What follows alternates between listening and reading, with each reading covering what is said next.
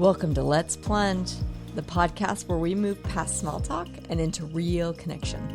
I'm Kathy, the creator of the Plunge app, and each episode, we'll dive into meaningful questions that open hearts, spark reflection, and remind us what it feels like to really listen. Whether I'm plunging with a guest or sharing my own dives, this is a space to slow down, ask deeper questions, and discover what's waiting beneath the surface. This is a section that I like to call, so I was listening to a podcast, because I tell my loved ones every day, my husband and my kids, so I was listening to a podcast, and they never really listen to the podcast. I clearly want to share something about that podcast with them and have a conversation. So this is Jamie and I having a conversation on a podcast I listened to and was very inspired by. Enjoy. Okay, let's try.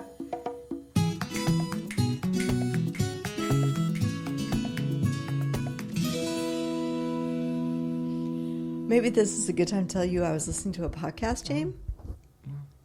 So this one was Brene Brown. And yep. Okay, and this is Diary of a CEO interviewing her, and a couple snippets struck me, and I wanted to talk to you about it. Let's see what we've got. Okay, come on, cue Brene. The moat with piranhas. We just don't have that luxury. We've got to keep the boundaries permeable. We've got to keep learning, guessing, unlearning, relearning. One of the added complexities is the rise in algorithms. And actually, when I think about algorithms that are powered by AI, they're going to be even better at knowing what you want to see so that you spend time, so that you consume more adverts, which means probably the best thing to show me is either something really fearful or just to confirm what I already believe. 100%. An algorithm that was doing the opposite probably wouldn't be an enjoyable experience for the average human brain. It would cause too much dissonance, too much discomfort. But great for democracy. Great, yeah, fantastic. But terrible for running a business and selling ads. So any company that takes that approach will go bankrupt. This is why TikTok, I think, have been so successful, is the algorithm is... I don't use TikTok, so I have a TikTok account. Fill the moat with piranhas. I don't think there's anything to talk about in that one. Oh. Did you have something that came up? Well, I mean,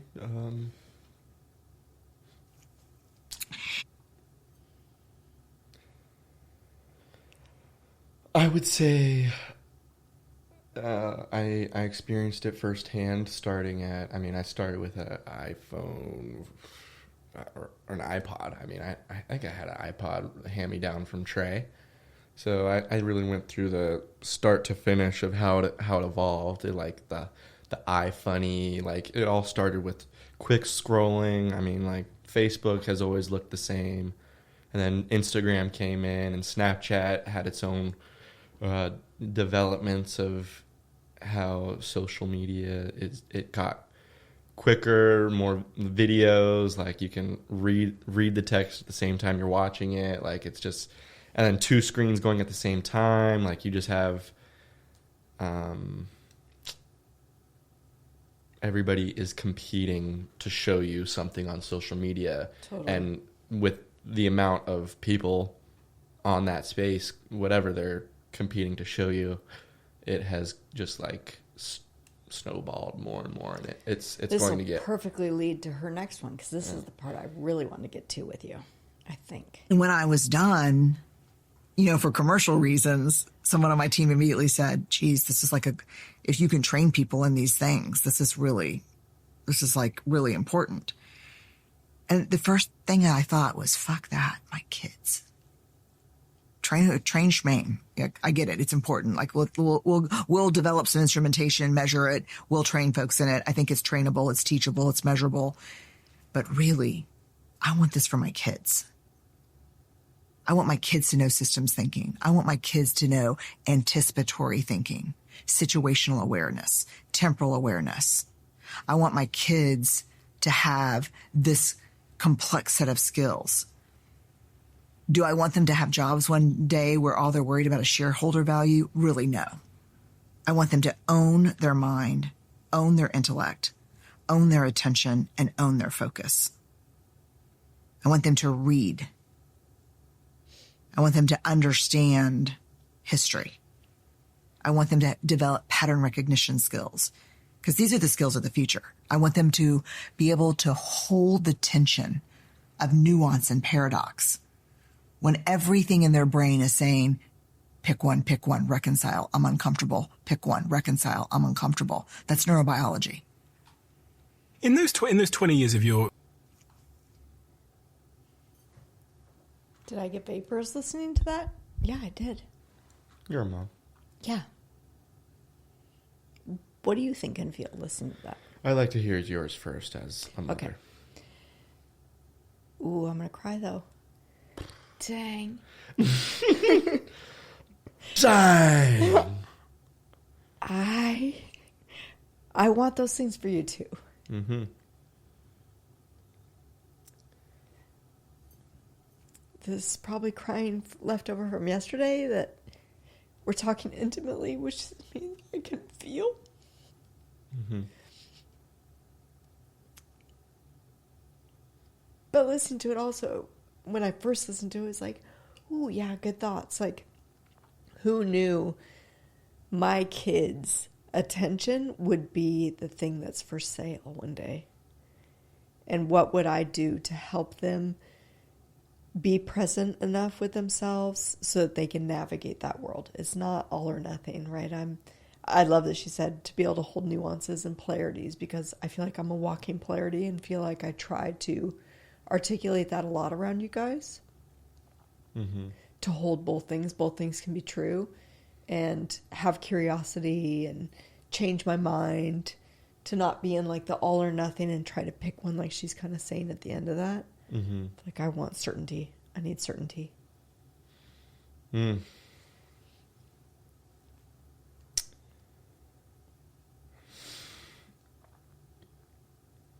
And I was she was talking, there's a fear of her losing her kids' attention with the development of social media. It was... Yeah, I think she had referenced something before that we would have to go before I started recording, because she was responding to that and saying what she wanted for her kids. It's like, yeah, I want them to be able to think in this way. I want them to be able to see systems and to not just be someone that just goes with the masses and does what everybody tells them they should do. Yeah. I mean, I think that's still what's being taught in schools. I think the only time that kids really stray away from that is when they just get caught in perpetual, or not perpetual, habitual, just being on your phone. I mean, Yeah. When you weave it into your daily routine, that's when it starts kind of like you're starting to think and communicate in social media. Like, you're more invested in other people's lives. You want to spend less time talking or caring with the people that are close to you. When you can talk and think about, watch live streams of the most famous, the most they're doing the most interesting things. Like, you can just watch them and they can react to what you say to them. So it's like you're with them. So Totally. I mean, there's definitely a battle of real and far, far away with the social media. There is a beauty. I wouldn't call it a beauty. There is an anomaly that I witnessed in seeing a jacked up video, a AI video yesterday. Oh, you where there's a swatted, beauty because you're so inundated. Your generation is so inundated with social media and AI. Oh, we can tell that you guys have a high tune, right? Whereas my generation and beyond, we're like, oh, is that real? Because we're so used to seeing what you see is real. Yeah. So I love that for you guys, and I hate how you got it. Yeah. I mean, having unlimited access at a young age, especially for the kids coming up, will be, I mean, a bigger learning curve. We had a gradual. Yeah. Yeah. I think it's going to be sprinkling in instead of trying to get them all totally off. It has to be a choice first and foremost at some point that something bigger is pulling them off the phone. but it's sprinkling in, for me, it's sprinkling in, do you have body awareness? Do you have, right, some things that you can bring you out into the world of like, what do you see? What does that make you feel? Instead of going back to a video to explain it to me. As a very, say, probably like elementary school to middle school, I had the obsessions of TV shows, SpongeBob, Tom and Jerry. Like, I would wake up early for the purpose of watching TV because I could, like, expect to have that stimulation in my brain. Right. I could expect to be like, okay, from this time to school, I can be completely entertained. And if I had access to an iPad at that age, my brain would be soup, bro. I would be, at school, I would be more upset, more depressed because I have more stimulating things ready for me when I get home. Like, if it's that quick and that fast. Like, real life isn't stimulating enough. Because you can't skip it. Yeah, it would turn into that, yeah. Yeah, you gotta take the car ride home. There's nothing to watch in the car ride. Right. It's like, real life is more boring than the internet in the short term. Obviously, everything's more rewarding and more substantial, more emotional when you do things that kind of develop you as a person.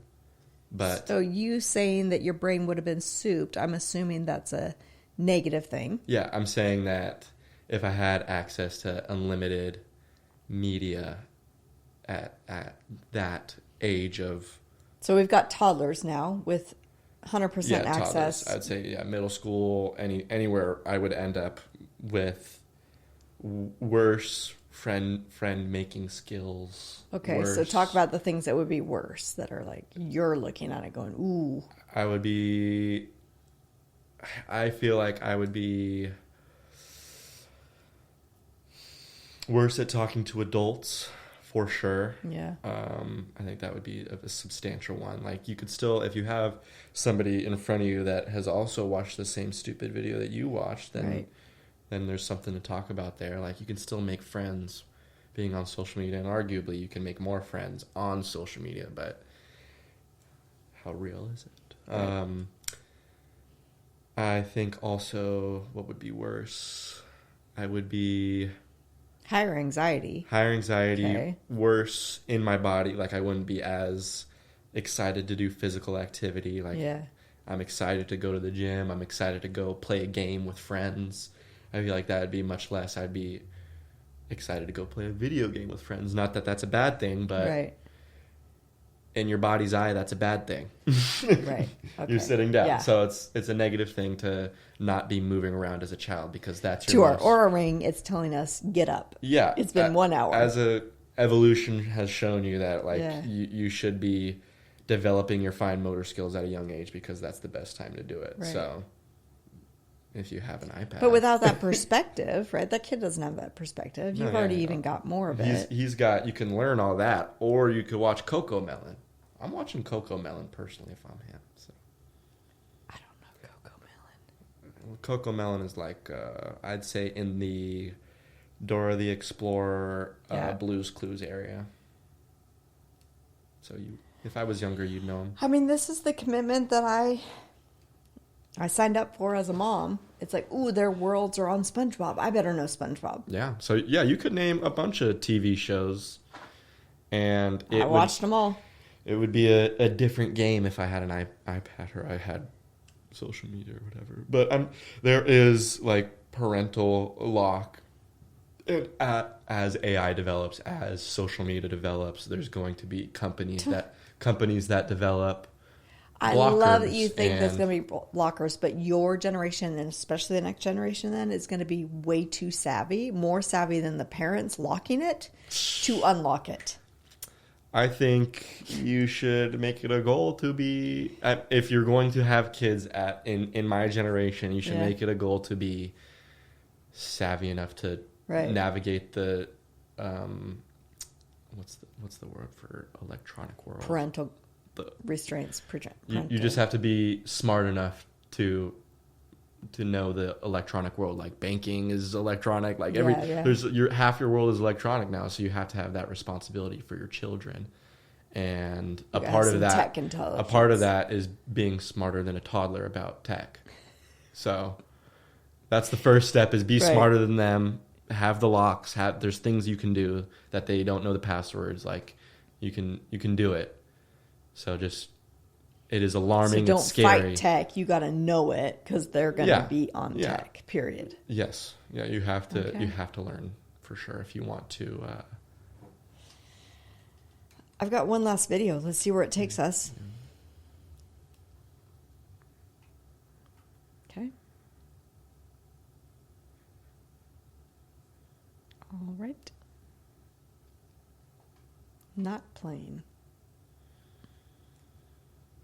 Don't worry, I'm super tech savvy. Stay with me, okay? You just showed me how to do it on road. It's on road. Okay.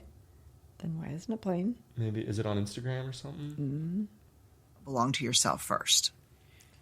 True belonging requires us Just go back. to be who any group if you don't belong to yourself first. True belonging requires us to be who we are, not to change who we are. That's fitting in. Fitting in is the greatest threat to belonging. Which takes us both back to our childhoods, right? Mm-hmm. Yeah. Fit in, fit in, fit in, fit in.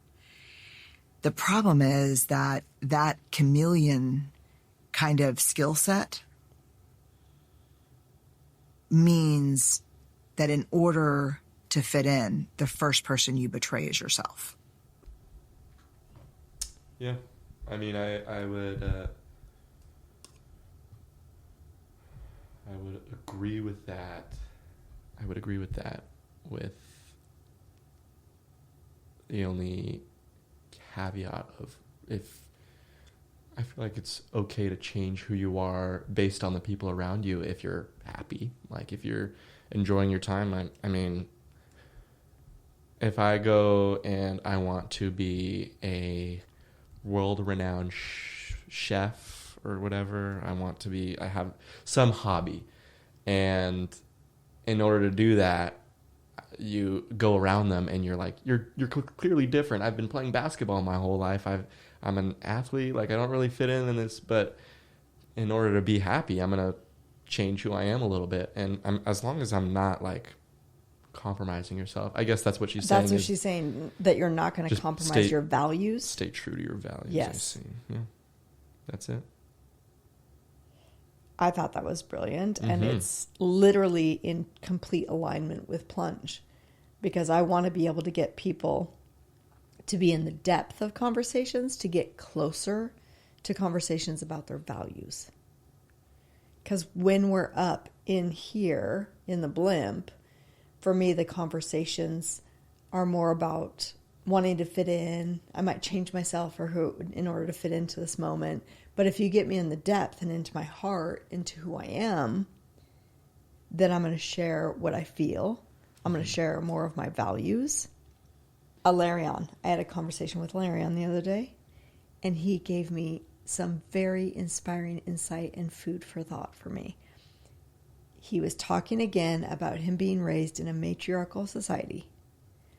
In said society, in the village he grew up in Alaska, the elders around him were very cautious, mindful about saying, thinking, feeling anything outside the child, because they did not want to come across as any kind of authority, because they would not be able to get in tune with their own authority. So I'm confused. Yeah. So they were cautious to give like beliefs or teaching, right? Like I raised you guys the extreme opposite. I was raised with an external compass only. An outside authority knows best, right? So mom knows best, dad knows best. You know that. We raised you with that concept as well. And then later in life, I'm like, wait, what if I only know best for me? You only know best. Yeah. That's not supported in our society and our culture. I see. And he was raised with it opposite, to say, even in his mentorship with his elder, he said something like, I remember he told us as a family, it was something like he was with the elder for, say, let's say 1 year for not dramatic effect, for 1 year, and he can count the amount of words that his elder shared with him as to not give him an outside authority of this is how you do it. He had to just watch and be present with the moment. I see. Yeah. I mean, I would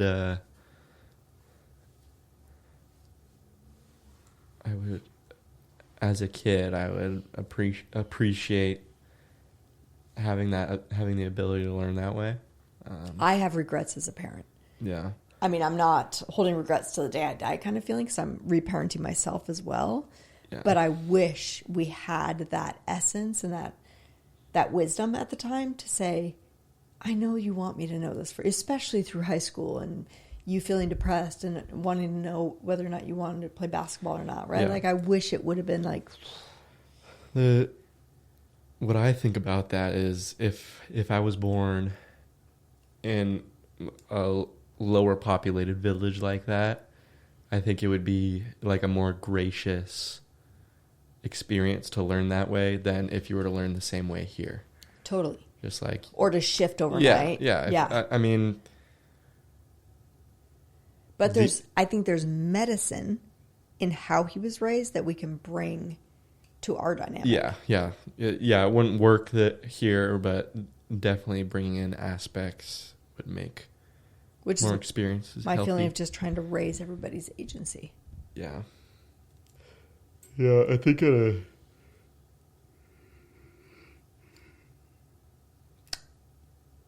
I just think like if I was a kid here and I was learning that way, you would kind of be just, you would be not an outcast, but like your behavior would be different. It would be like just interacting with people would be different for sure. So I think everything's a balance, right? So we as a culture literally have to bring in more trust and agency within ourselves to balance out the answers that are all on the internet and the doctors and everybody else that has the answers outside of us, the pastor, the whatever, that seemingly knows best for us. So it's like we have a balancing act here and we're way out of balance. No. What'd you think about our podcasting? It's good. I was listening to a podcast. Nice. Hi. Thanks for joining me. If something landed, let it ripple. And don't wait till next time to plunge. Here's your depth question of the week from me. How do you feel when you spend time alone?